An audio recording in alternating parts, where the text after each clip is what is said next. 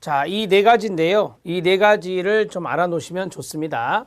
이거는 이제 복지국가의 변천이라고 하거든요. 자, 첫 번째가 뭐죠? 정착기. 두 번째가 뭐죠? 팽창기. 세 번째가 위기기. 네 번째가 재편기가 됩니다. 한 두 문제 정도 예상이 되는데 위기기와 그 다음에 여기 있는 재편기 이 두 가지가 조금 잘 출제가 되죠. 자, 정착기는 대공황, 경제 대공황 에서부터 2차 세계대전이 1945년에 끝나게 되거든요. 그래서 1945년 자, 이 정도의 시기가 바로 이제 정착기다라고 보시면 되고요. 팽창기는 1945년 2차 세계대전 끝나고부터 이제 석유파동 1970년대 중반 정도 73년에 1차 오일쇼크 일어나고 78년에 2차 오일쇼크 일어나죠. 자, 석유파동 이전까지라고 보시면 돼요. 석유파동 이전까지. 자, 그 다음에 위기기는 석유파동 후에 약 10년 정도 10년간을 우리가 이제 위기기로 본다 이렇게 보시면 되겠고요. 그 다음에 재편기는 1980년대 후반부터 현재까지라고 보시면 되겠습니다. 자, 이렇게 이제 시기를 좀 정리를 했고요. 자, 정착기에서 복지국가의 정착기는 수정자본주의와 연관성이 있거든요. 그러면 수정자본주의와 연관성이 있는 경제학자가 바로 케인즈예요. 그래서 케인즈 이론을 강조했던 것이 바로 이제 복지국가의 정착기가 됩니다. 시장 경제 체제에 국가가 개입하는 것이 수정자본주의잖아요. 시장에 문제가 있으니까. 따라서 이때 혼합경제와 연관성이 있겠죠. 혼합경제도 이때 이제 정리가 됩니다. 대공황 이후에 국가가 개입하기 때문에 그래요. 자, 그 다음에 여기에서는 유효수요 이론, 케인즈 이론이 유효수요 이론이죠. 그래서 어떤 수요 중심이다 이렇게 보시면 돼요. 수요 중심의 정책을 펼쳤다 이렇게 정리하시기 바랍니다. 자, 우리가 혼합경제라고 하는 것을 말씀드렸잖아요. 혼합경제는 뭐라겠죠? 네, 국가가 또는 정부가 시장 경제 체제에 개입하는 겁니다. 그것을 우리가 혼합경제다 이렇게 정리했어요. 자, 복지국가 팽창기 해보겠습니다. 잘 따라오시고요. 자, 복지국가 팽창기 때는 복지가 당연히 확대가 됩니다. 복지가 확대되고 그 다음에 경제는 포항이 되죠. 자, 이때 노동자와 사용자와 정부, 노사정의 관계가 안정화가 됩니다.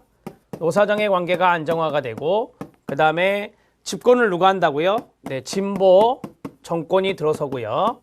그 다음에 노동자 계급이 정치 세력화가 되면서 바로 사회민주주의, 삼인주의 이념이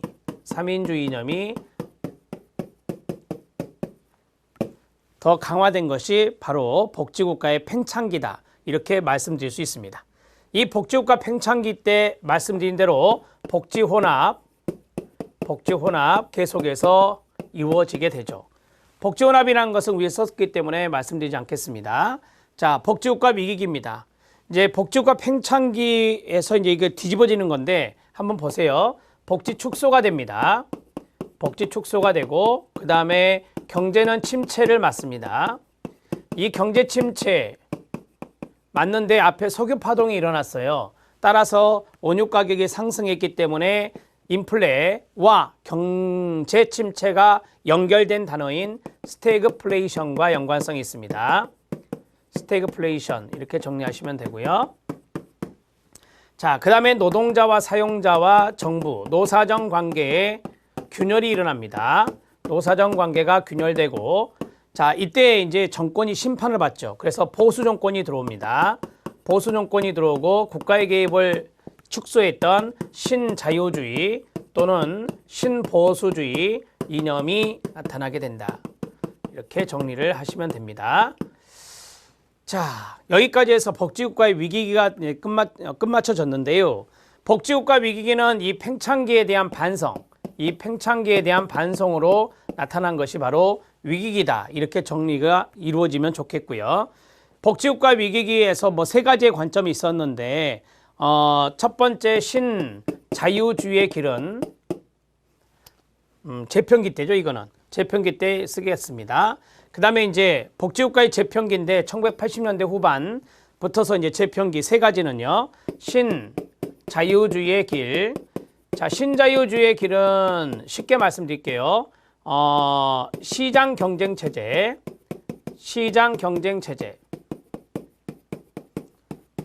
회귀해야 된다. 다시 돌아가야 된다라고 하는 거죠. 그게 바로 해결책이다라고 하는 거고. 자, 신자유주의 길은 시장 경쟁 체제로 회귀한다라고 했었죠. 그 다음에 재평기에서 두 번째 길은 뭐죠? 네, 노동 감축의 길입니다.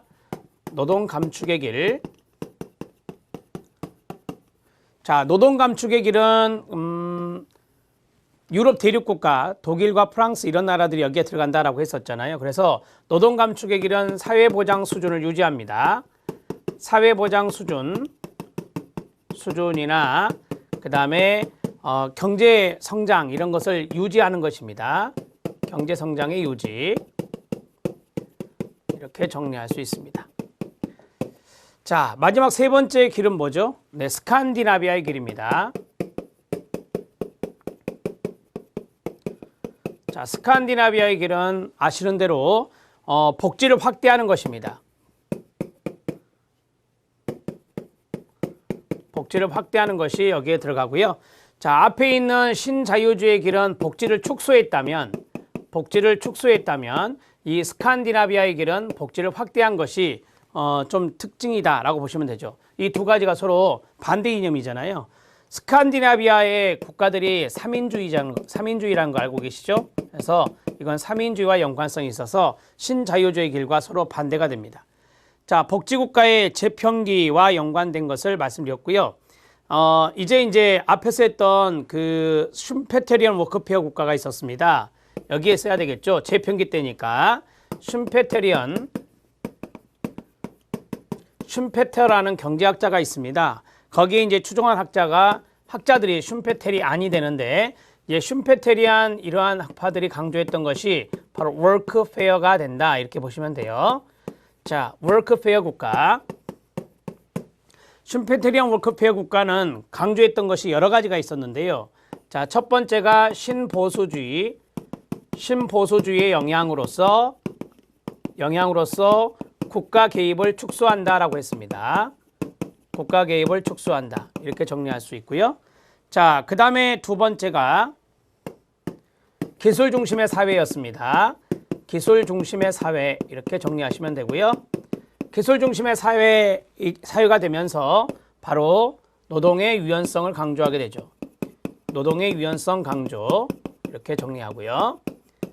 자, 마지막으로 다품종 소량 생산이었습니다. 효율성을 강조하는 다품종 소량 생산 이런 것들을 강조하게 된 것이 바로 슈페테리안 워크페어 국가다. 슈페테리안 워크페어 국가는 포드주의 후니까 포스트 포디즘 유연 체계와 연관성이 있다. 이렇게 정리할 수 있겠습니다. 슈페테리안 워크페어 국가 꼭 알아놓으셔야 됩니다. 근로연계복지라고 하는 워크페어 이런 것들도 정리가 돼야 됩니다. 자, 여기까지 정리를 했고요. 이제 영국의 제3의 길의 정책 노선이 있는데, 제3의 길의 정책 노선은 우리가 제1의 길이 있고 제2의 길이 있고 제3의 길이 있다라고 하는 건데, 제1의 길이 여기입니다. 삼인주의. 제2의 길이 뭐냐면 신자유주의가 돼요. 그래서 삼인주의와 신자유주의의 장점이 분명히 있는데 그 장점을 결합한 것이 바로 제3의 길이다. 이렇게 정리할 수 있겠습니다. 자, 교재를 잠깐 보겠습니다. 자, 영국의 제3의 길의 정책 노선을 보면 1997년 토니 블레어의 노동당 정부가 수립된 이후에 이루어진 새로운 정책 노선이다 라고 말씀드릴 수 있겠습니다. 사회투자국가 건설이 목적이에요. 그 다음에 직업의 창출, 도덕적이가 야기되는 급여제도의 개혁, 생산적 복지 및 웰페어 투 웍이 뭐냐면 워크페어를 말합니다. 이런 것들을 강조했다. 노동연계복지 정책을 강조했다라고 하는 거예요. 자, 그 다음에 변증법적 원리. 삼인주의를 정으로 본다면 여기에 반대가 신자유주의죠. 이 두 가지의 장점을 결합했으니까 정반합의 원리로 탄생한 게 제3의 길이고 변증법적 원리가 되겠습니다. 자, 그 다음에 그 실력 따지기를 잠깐 보시면 사회투자국가라고 하는 것이 있습니다. 사회투자국가는 이제 사회 구성원, 즉 인적 자본에 투자하는 그러한 국가로서 이 기회의 평등 이런 것들을 강조하는 것이 바로 사회투자국가의 개념이다 이렇게 보시면 되겠습니다. 자, 영국 토니 블레어 수상의 사상적 스승인 앤서니 기든스는 그의 저서 더 서드 웨이 제3의 길에서 새로운 민족국가의 형태로 사회투자국가를 소개했습니다. 민주화 세력이 서민 중도주의 구체적인 국가 운영 모델로 제시된 사회투자 국가는 우리 사회의 문제를 서민과 중산층의 관점에서 해결해 보려고 제안된 것입니다. 서민이 중심이 되어서 중산층이 결합한 형태의 정책 노선이라고 보시면 되겠습니다. 사회투자 국가는 국민들에게 일이 잘못됐을 경우에 국가의 보호가 필요할 뿐만 아니라 그들 스스로 인생의 주요한 전환기를 통과해 나갈 수 있도록 돕는 물질적 도덕적 능력을 갖추고 있는 국가라고 말할 수 있고요. 자, 그 다음이 좀 중요한데요. 경제적 부양비를 직접 제공해 주는 것보다는 되도록 사회 교육이라든지 이런 것들을 통해서 이제 인적 자본에 투자하는 거예요. 인적 자본에 투자하고 시민사회 자율성 발전에 기여하도록 하는 사회 투자 전략을 채택하는 국가가 됩니다. 자, 우리 사회 투자 전략의 대표적인 게 뭐냐면 월크페어예요. 노동연계복지가 바로 여기에 들어갈 수 있다라고 보시면 됩니다. 그래서 4번의 1번을 보면 사회투자 전략의 주요 관심은 경제정책, 사회복지정책 또는 사회정책을 인정하고 통합시키는 데 있습니다. 사회투자 정책은 전통적인 소득체분배를 통한 평등보다는 사회적 위험에 적응할 수 있는 능력을 길러주는 제가 앞에서 말씀드렸죠. 기회의 평등이요. 기회의 재분배에 대한 투자를 강조합니다. 그리고 사회투자 전략은 경제활동에 대한 참여에 초점을 맞추게 되는 것이죠. 사회투자 정책의 주요 프로그램이 있는데요. 제가 근로연계복지정책, 즉 월크페어를 말씀드렸잖아요. 그 다음에 적극적 노동시장 정책을 포괄하는 유급노동화 정책이라든지 아동이나 여성의 친화적인 어떤 정책들이 많습니다. 이런 것들이 바로 이제 사회투자 정책이 됩니다. 아동, 인적 자본이 될 수 있고 여성도 인적 자본이 될 수 있죠. 투자하는 거예요. 자, 그 다음에 자산형성 접근법이라고 하는 것이 있습니다. 우리나라에서 하고 있는 희망키움 통장이라고 하는 거 이런 것들이 다 자산형성 접근법인데 이 자산형성 접근법은 뭐예요? 일종의 저소득층들에게도 투자를 할 필요가 있다라고 하는 거죠. 자립해서 나중에 자활해서 인적 자본이 될 수 있으니 우리가 투자한다 국가가 그게 바로 자산형성 접근법이 되겠습니다. 자, 기출적용을 보면 사회투자국가의 특징이 나와 있습니다. 경제활동 참여 기회를 확대해 주고요. 경제성장과 사회통합을 동시에 추구합니다. 그러니까 경제를 터부시하지 않고 또는 사회복지나 사회통합을 터부시하지 않고 두 가지를 다 동시에 추구하는 거예요. 그 다음에 인적 자본, 사회적 자본에 대한 투자를 강조한다라고 말씀드렸고요. 불평등 해소보다는 사회적 배제 감소에 더 큰 중요성을 부여하게 됩니다. 그래서 중요한 게 뭔지 아시죠? 사회적 배제 감소예요. 거기에 형광펜 밑줄 치세요.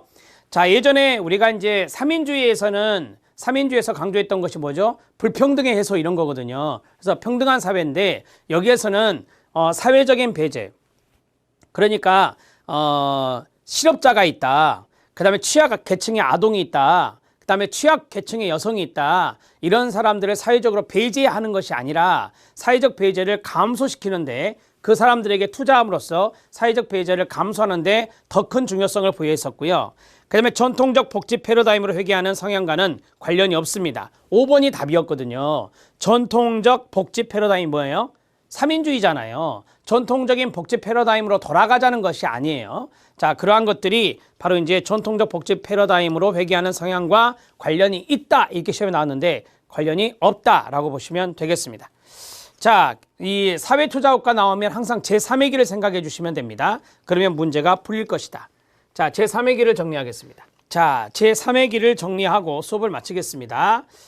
노트에 적어주시면 되는데요.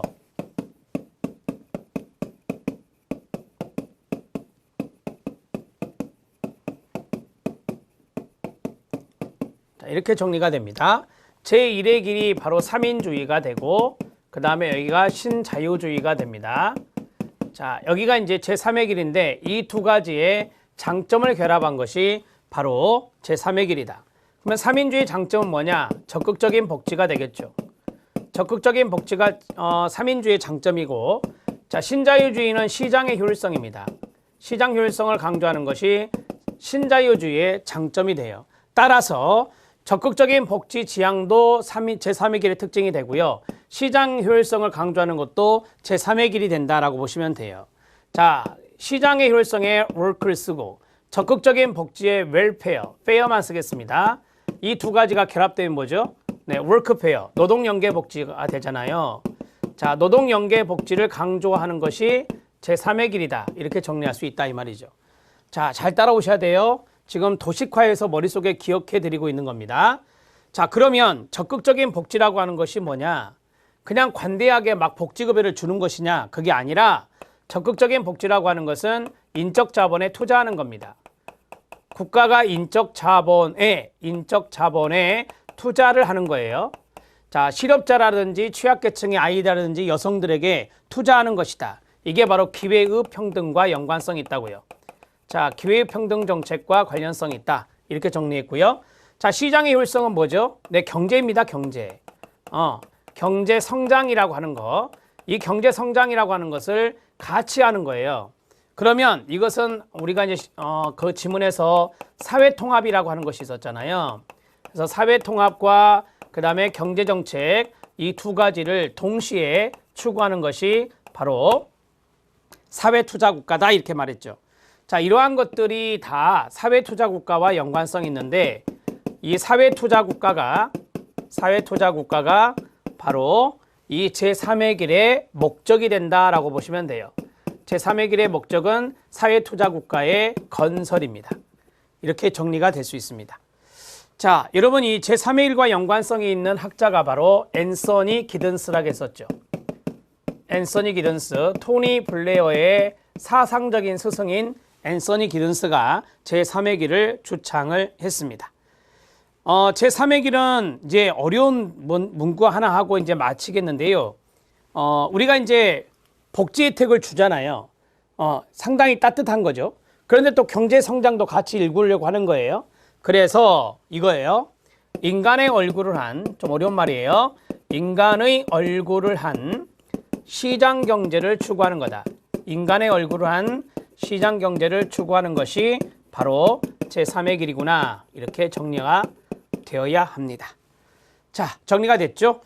김대중 정부, DJ 정부에서 강조했던 복지 정책이 생산적 복지잖아요. 그래서 생산적 복지, 다시 생산적 복지와 연관성이 있는 것이 바로 제3의 길이다. 이렇게 정리하시면 돼요.